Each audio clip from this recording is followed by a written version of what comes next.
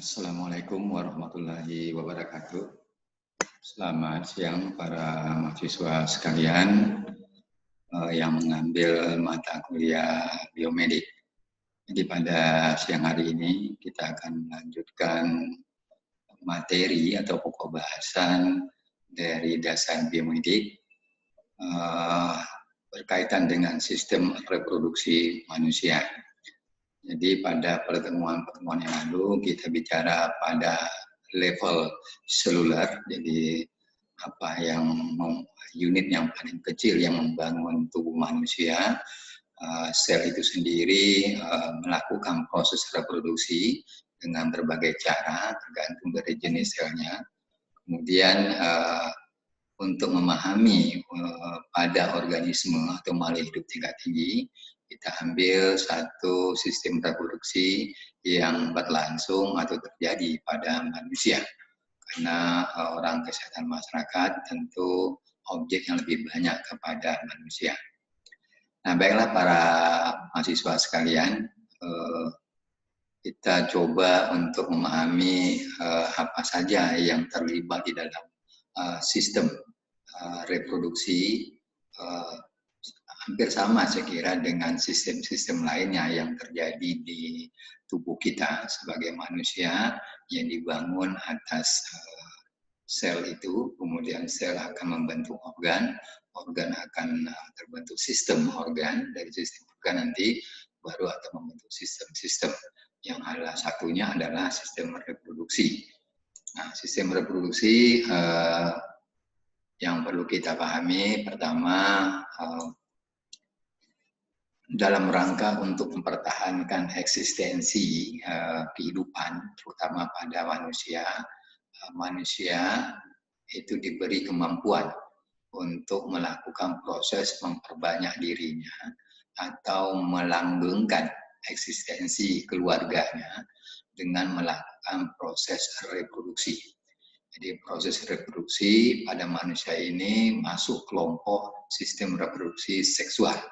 Karena yang berperan nantinya di dalam sistem reproduksi ini yang akan melakukan perkembangbiakan itu adalah sel-sel kelamin yang terdapat pada masing-masing jenis kelamin yang ada, yaitu jenis kelamin laki-laki nanti diwakili oleh sel spermatozoa, dan untuk jenis kelamin perempuan itu diwakili oleh nanti dengan sel ovum atau sel telur. Nah, proses reproduksi manusia ataupun makhluk tingkat tinggi itu terjadi ketika sel spermatozoa itu bertemu dengan sel telur. Nah, tentu di dalam proses pertemuan atau fertilisasi ini dapat terjadi akibat adanya keterlibatan berbagai organ-organ reproduksi yang berfungsi dari satu sistem organ, sistem reproduksi baik pada perempuan maupun pada laki-laki. Ketika ini berfungsi dengan baik, maka kemungkinan akan terjadi proses fertilisasi atau pembuahan dan akan menghasilkan turunan.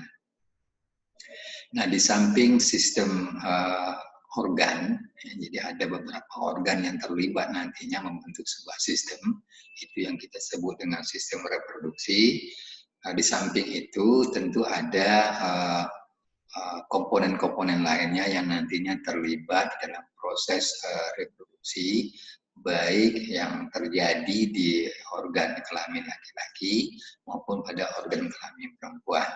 Nah, bagian-bagian yang penting itu bisa kita lihat nanti adanya kelenjar-kelenjar yang nantinya akan mensekresikan berbagai cairan yang nantinya membantu di dalam proses penyaluran spermatozoa sampai ke tempat pembuahan. Kemudian di samping kelenjar, beberapa kelenjar nantinya yang terlibat langsung dalam proses reproduksi ini juga ada beberapa hormon. Hormon-hormon yang memang nantinya sangat vital di dalam proses kematangan dari spermatozoa atau dalam proses spermatogenesis maupun dalam proses pembentukan ovum atau oogenesis. Kalau kita bandingkan dari dua sistem reproduksi, baik pada laki-laki maupun pada perempuan, tentu organ-organ yang terlibat itu juga berbeda, kemudian sistemnya juga akan berbeda. Karena organ kelamin laki-laki itu hanya nantinya akan memproduksi spermatozoa dan kemudian menyalurkan spermatozoa itu ke tempat atau lokasi di mana terjadinya pembuahan yang nantinya kita ketahui berada di organ kelamin wanita. Nah, ini visualisasi dari apa saja organ-organ yang terlibat secara langsung nantinya di dalam sistem organ reproduksi pada laki-laki atau pada pria. Ada 4 organ penting di sana. Pertama ada kita sebut dengan testis. Testis bisa Anda lihat di sini posisinya. Yang kemudian kedua ada disebut dengan epididymis. Jadi epididymis ini adalah merupakan tubulus, merupakan saluran saja yang nantinya akan menyalurkan menyalurkan spermatozoa yang diproduksi di testis ini. Kemudian yang ketiga ada vas deferens, dan ini merupakan saluran juga, merupakan penyambung sampai ke Nah, kemudian organ luarnya itu yang kita sebut dengan penis. Jadi ada testis, ini tempat produksi dari spermatozoa, kemudian ada epididymis, kemudian nanti ada vas deferens, kemudian ada penis atau bagian luar dari sistem organ reproduksi. Ini yang terlibat langsung nantinya baik di dalam proses spermatogenesis atau proses pembentukan spermatozoa sampai proses menyalurkan dengan proses pematangan dari spermatozoa itu sendiri, kemudian menyalurkan ke bagian atau tempat di mana akan terjadinya proses pembuahan. Kita lihat satu persatu apa yang kita kenal dengan testis. Jadi testis tidak lain adalah merupakan kelenjar gonad dari laki-laki atau pria yang tersimpan posisinya itu sepasang yang tersimpan dalam satu kantong pelindung yang disebut dengan skortum. Skortum ini akan mempertahankan suhu udara pada kelenjar ini agar terjadi proses spermatogenesis secara optimal. Nah, pada dinding testis nanti ada sekat-sekat yang menjorok dan membentuk sejumlah ruang-ruang yang disebut nanti dengan lobulus. Jadi di dalam testis itu sendiri terdapat ratusan lobulus-lobulus. Dan nanti di dalam lobulus-lobulus inilah terdapat 1 sampai 4 saluran yang sangat halus, yang bergulung-gulung, yang disebut dengan tubulus seminiferus.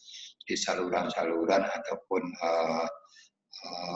cabang-cabang ini sangat halus sekali, yang berfungsi nantinya untuk tempat produksi dari spermatozoa.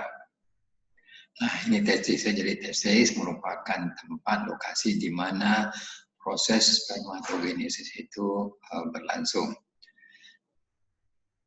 Yang kedua, ada yang kita kenal dengan saluran epididymis. Saluran epididymis ini saluran yang pertama sekali keluar dari testis, dari tempat terjadinya produksi dari spermatozoa. Nah, nanti ketika sel-sel sperma yang sudah matang dari spermatid yang keluar dari produksi awalnya, jadi yang masih muda dalam bentuk spermatid itu nanti akan ditampung, yang sudah matang ditampung pada saluran ductus epididymis ini. Nah, kalau kita bagi secara strukturnya, epididymis ductus ini atau saluran epididymis ini terbagi atas 3 bagian karena dia begitu panjang. Ada bagian kepala, badan, dan ekor. Nah, yang bagian kepala ini yang dekat dengan lobulus-lobulus tadinya, yang dekat dengan testis. Kemudian diikuti dengan badan, dan yang terakhir bagian ekor. Yang bagian ekor ini nanti bersentuhan dengan vas deferens. Nah, apa fungsinya di dalam sistem reproduksi ini? Ductus epididymis itu hanyalah sebagai tempat penyimpanan dan proses pematangan spermatozoa. Jadi spermatozoa yang dihasilkan dari proses spermatogenesis yang terjadi di tubulus seminiferus itu nanti dilakukan proses pematangan fisiologis. Nah, proses pematangan fisiologis ini tentu membutuhkan waktu, sehingga dia tersimpan di sana. Setelah dia matang, nantinya baru dia disalurkan ke saluran berikutnya. Nah, biasanya secara normal, usia atau umur spermatozoa dalam proses pematangan yang terjadi di ductus epididymis ini lebih kurang 1 bulan. Nah, di sana dia dibiarkan untuk menyelesaikan proses pematangan fisiologisnya. Ketika dia sudah matang, kemudian nanti baru disalurkan sesuai dengan siklus reproduksi. Yang ketiga yang kita kenal dengan saluran vas deferens. Nah, vas deferens ini juga berupa saluran yang keluar setelah ductus epididymis. Nantinya saluran ini menuju ke rongga bagian panggul. Jadi berbelit-belit menuju bagian rongga panggul. Kemudian kedua pasang saluran ini nantinya menembus kelenjar. Yang pertama adalah kelenjar prostat. Kelenjar prostat, kemudian nantinya ujung dari ductus vas deferens ini, saluran vas deferens, itu akan bermuara ke dalam uretra. Jadi uretra mungkin saudara tahu, itu merupakan saluran kantung kemih saja, saluran untuk membuang urin ya. Nah, kelenjar prostat itu nantinya yang lengket di ujung di pertengahan saluran vas deferens ini nantinya mensekresikan atau mengeluarkan cairan yang mengandung sifatnya basah atau alkali yang nantinya berfungsi lebih kepada sebagai sumber nutrien atau sumber makanan bagi spermatozoa sebelum disalurkan ke dalam tempat pembuahan. Nah, ini kalau Anda lihat di apanya. Jadi ini yang ductus epididymis tadi. Jadi ini yang tubulus seminiferus, ini ductus epididymis. Kemudian ujungnya ini yang disebut nanti yang vas deferens. Vas deferens sampai ke ke cabang ini. Ada cabang 2 nantinya. Nah, disinilah nanti ada kelenjar yang kita sebut dengan kelenjar prostat. Sampai menuju ke vesika urinaria, jadi saluran untuk menyalurkan urin. Kemudian setelah vas deferens baru ada satu organ yang kita sebut dengan organ bagian luar dari sistem reproduksi pria. Nah, yang kita sebut dengan penis. Penis terdiri dari 3 rongga atau silindris. Jadi struktur bangunan dari penis itu dibagi ada 3 rongga silindris. Nah, bagian depannya itu dinamakan dengan glans penis, jadi kepala penisnya, dan ujungnya terdapat lubang uretra untuk saluran keluarnya semen ataupun urin. Jadi dari ujung sampai ke saluran dalam itu yang masuk dalam saluran uretra.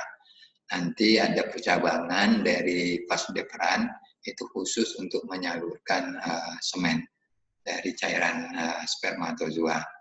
Nah, fungsinya adalah sebagai alat kelamin bagian luar yang nantinya membantu di dalam proses penyaluran spermatozoa. Oke, jadi 4 organ yang nantinya membuat sebuah sistem. Dan sistem ini nantinya yang bekerja di dalam proses reproduksi spermatozoa, kemudian menyalurkannya ke tempat di mana akan terjadi proses fertilisasi atau pembuahan. Jadi ada 4 komponen besar. Yang pertama ada testis, kedua epididymis, ini yang merupakan ductus. Sebelum ke epididymis, di sini di testis ada tubulus-tubulus. Jadi ada saluran-saluran yang sangat halus yang berada di lobulus-lobulus ini. Inilah yang merupakan tempat di mana terjadinya spermatogenesis atau pembentukan spermatozoa. Kemudian ada ductus epidermis, kemudian diikuti dengan vas deferens yang sangat panjang berbelit-belit sampai di rongga panggul bagian belakang. Nah, di sini nanti bermuara ke saluran uretra. Uretra inilah yang nantinya menuju sampai ke ujung saluran terakhir, itu penis. Oke, saya kira untuk part yang pertama sampai di sini